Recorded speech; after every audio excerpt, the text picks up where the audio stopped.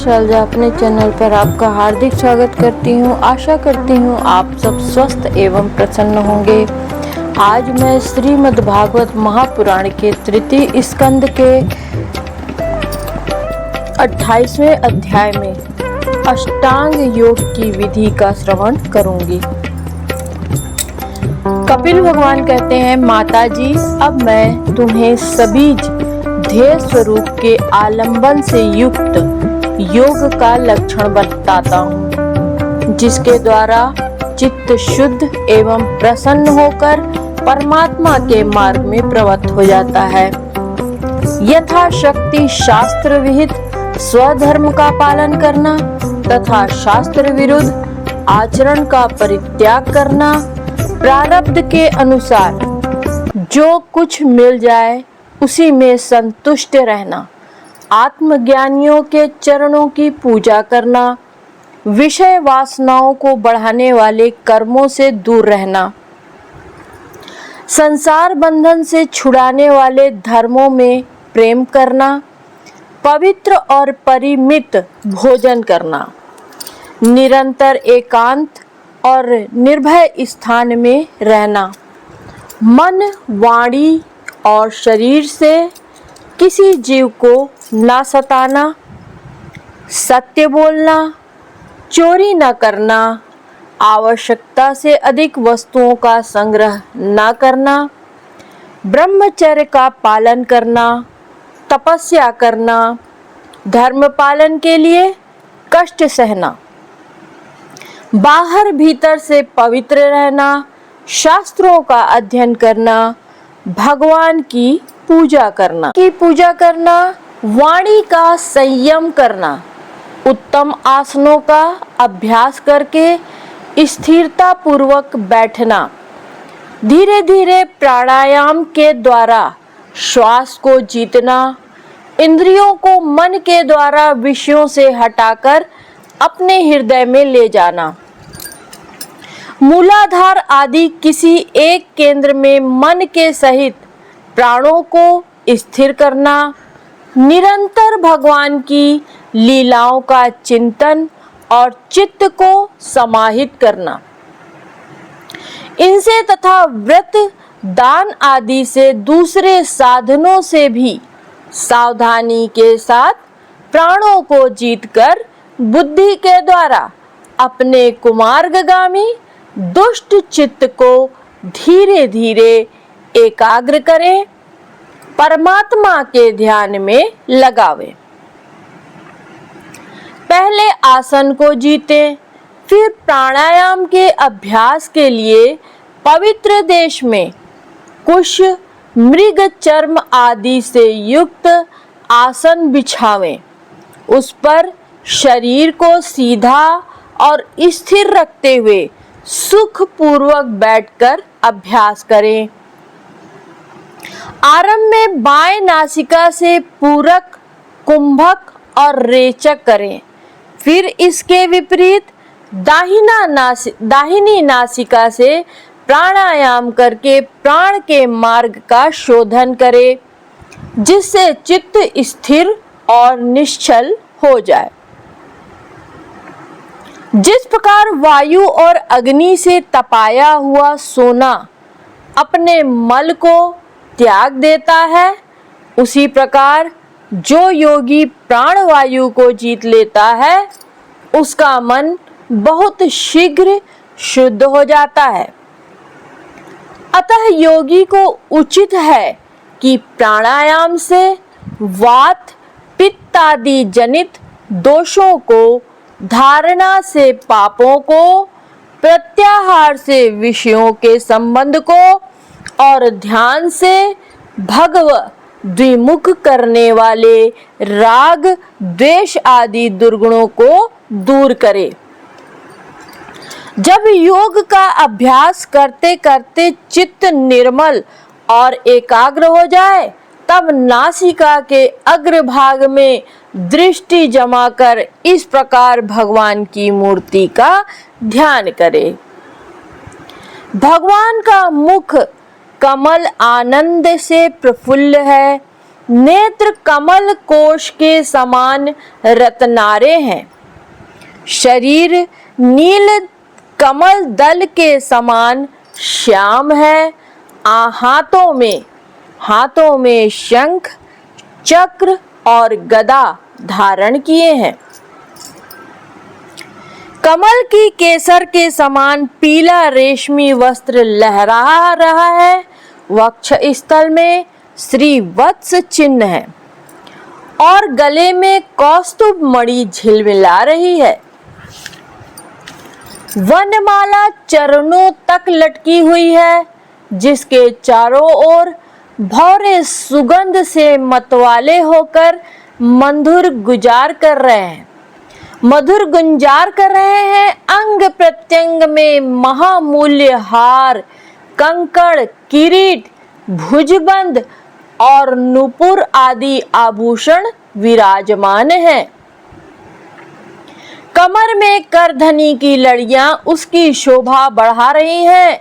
भक्तों के हृदय कमल ही उनके आसन है।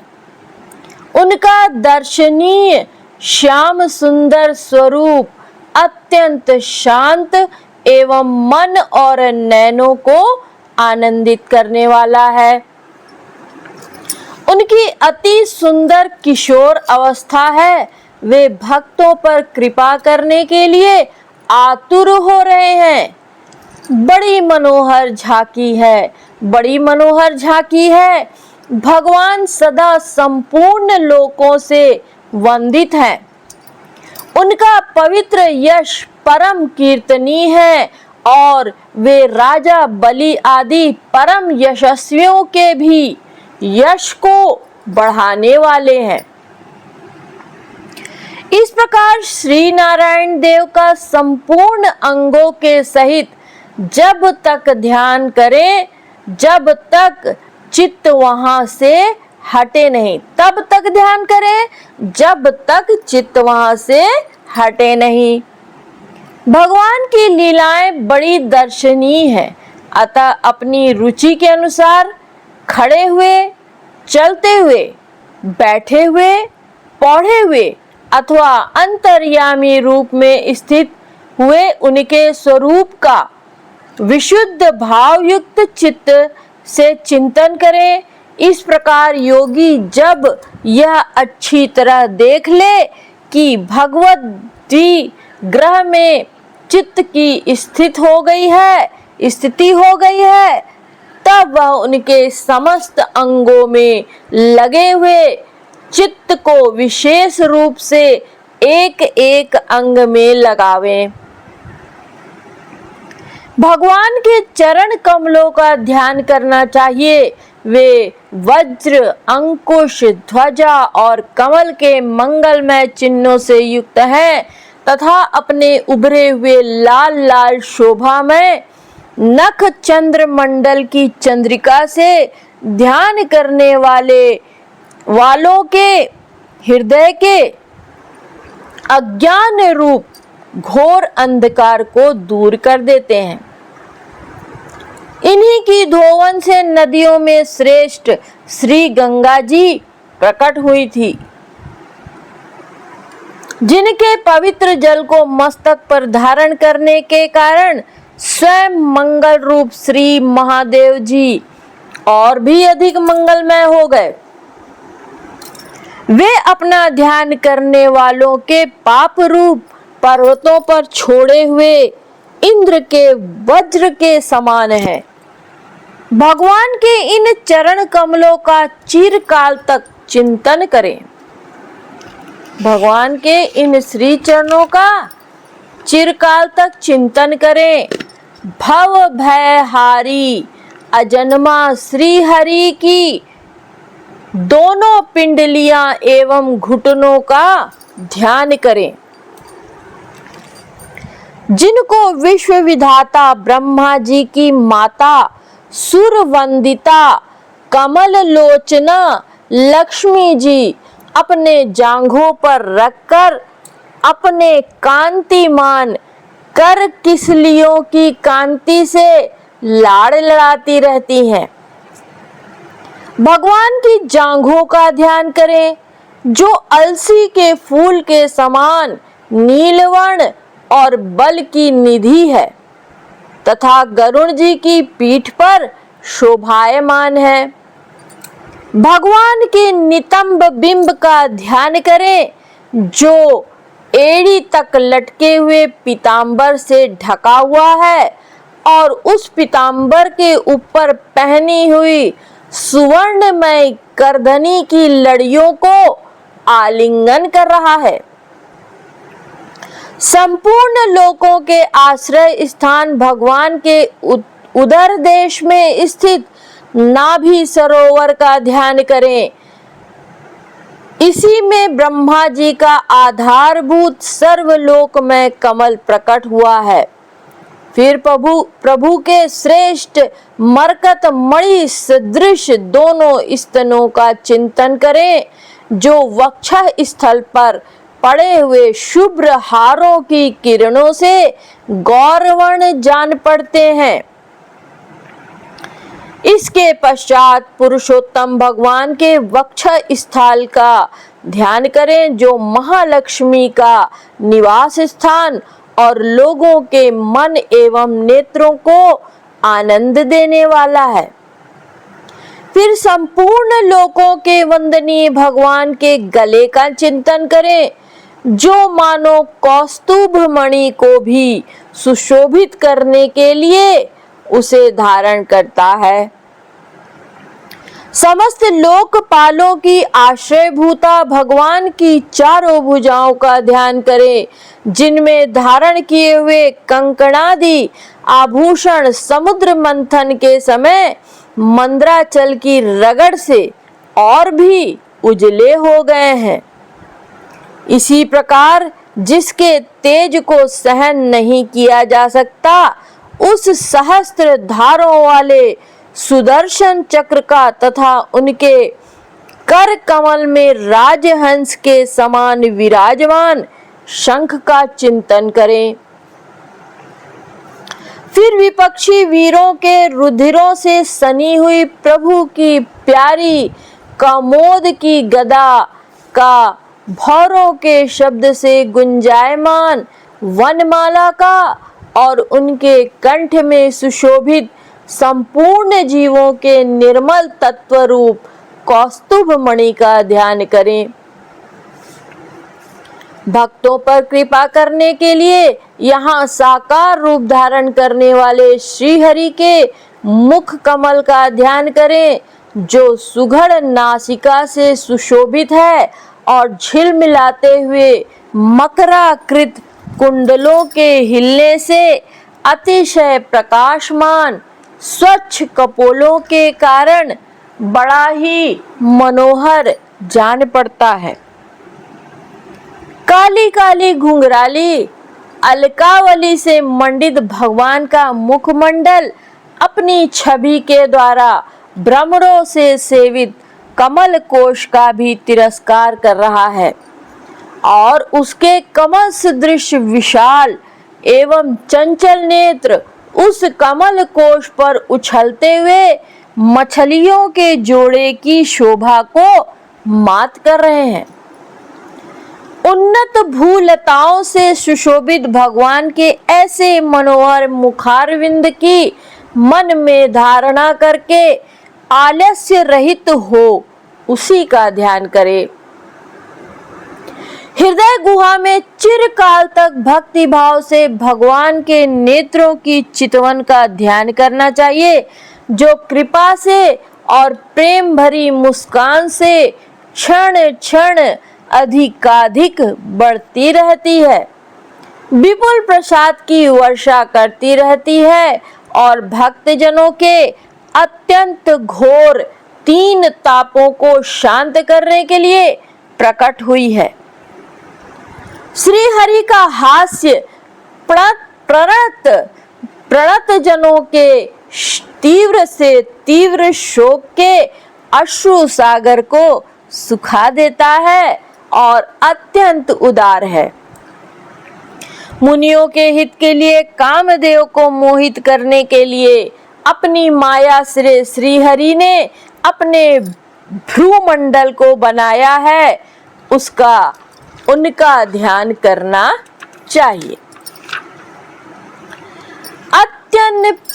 अत्यंत प्रेमार्द भाव से अपने हृदय में विराजमान श्री हरि के खिलखिलाकर हंसने का ध्यान करें, जो वस्तुतः ध्यान के योग्य है तथा जिसमें ऊपर और नीचे के दोनों होठों की अत्यधिक अरुण कांति के कारण उनके कुंदल कली के समान शुभ्र छोटे छोटे दांतों पर लालिमा सी प्रतीत होने लगी है। इस प्रकार ध्यान में तन्मय होकर उनके सिवा किसी अन्य पदार्थ को देखने की इच्छा न करें। इस प्रकार के ध्यान से, अभ्यास से साधक का श्री हरि में प्रेम हो जाता है, उसका हृदय भक्ति से द्रवित हो जाता है, शरीर में आनंद तिरेक के कारण रोमांच होने लगता है, उत्कंठा जनित प्रेमाश्रुओं की धारा में वह बार बार अपने शरीर को नहलाता है, फिर मछली पकड़ने के कांटे के समान श्री हरि को अपनी ओर आकर्षित करके साधन रूप अपने चित्त को भी धीरे धीरे ध्येय वस्तु से हटा लेता है। जैसे तेल आदि के चुक जाने पर दीप शिखा अपने कारण रूप तेज तत्व में लीन हो जाती है, वैसे ही आश्रय विषय और राग से रहित होकर मन शांत ब्रह्माकार हो जाता है।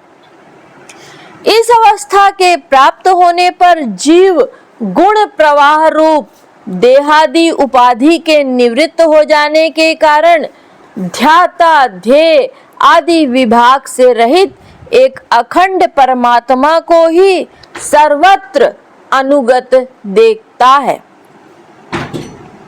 योगाभ्यास से प्राप्त हुई चित्त की इस अविद्या रहित लय रूप निवृत्ति से अपनी सुख दुख रहित ब्रह्म रूप महिमा में स्थित होकर परमात्म तत्व का साक्षात्कार कर लेने पर वह योगी जिस सुख दुख के भोक्त तृप्त को पहले अज्ञानवश अपने स्वरूप में देखता था, उसे अब अविद्याकृत अहंकार में ही देखता है।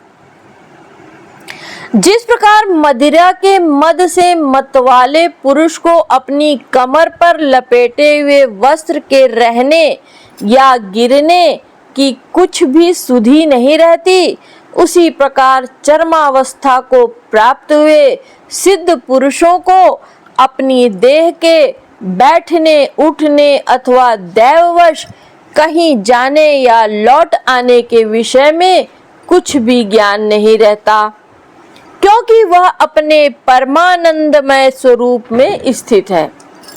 उसका शरीर तो पूर्व जन्म के संस्कारों के अधीन है, अतः जब तक उसका आरंभक प्रारब्ध शेष है तब तक वह इंद्रियों के सहित जीवित रहता है, किंतु जिसे समाधि पर्यंत योग की स्थिति प्राप्त हो गई है और जिसने परमात्मा तत्व को भी भली भांति जान लिया है, वह सिद्ध पुरुष पुत्र कलत्रादि के सहित इस शरीर को स्वप्न में प्रतीत होने वाले शरीरों के समान फिर स्वीकार नहीं करता, फिर उसमें अहंता ममता नहीं करता। जिस प्रकार अत्यंत स्नेह के कारण पुत्र और धनादि में भी साधारण जीवों की आत्मबुद्धि रहती है, किंतु थोड़ा सा विचार करने से ही वे उनसे स्पष्टतया अलग दिखाई देते हैं, उसी प्रकार जिन्हें वह अपना आत्मा मान बैठा है, उन देहादि से भी उनका साक्षी पुरुष पृथक ही है।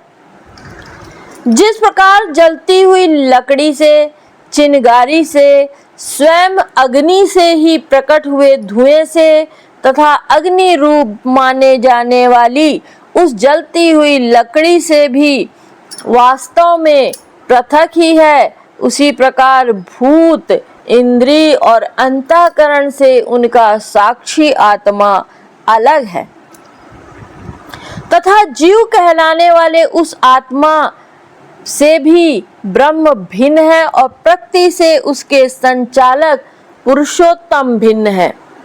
जिस प्रकार देह दृष्टि से जरायुज, अंडज, स्वेदज और उद्भिज चारों प्रकार के प्राणी पंचभूत मात्र हैं, उसी प्रकार संपूर्ण जीवों में आत्मा को और आत्मा में संपूर्ण जीवों को अनन्य भाव से अनुगत देखें।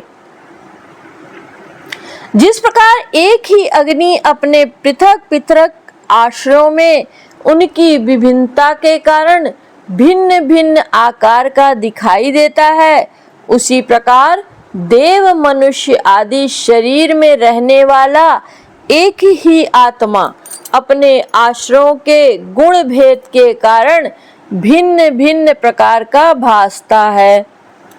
अतः भगवान का भक्त जीव के स्वरूप को छिपा देने वाली कार्य कारण रूप से परिणाम को प्राप्त हुई भगवान की इस अचिंत्य शक्तिमय माया को भगवान की कृपा से ही जीतकर अपने वास्तविक स्वरूप ब्रह्म रूप में स्थित होता है।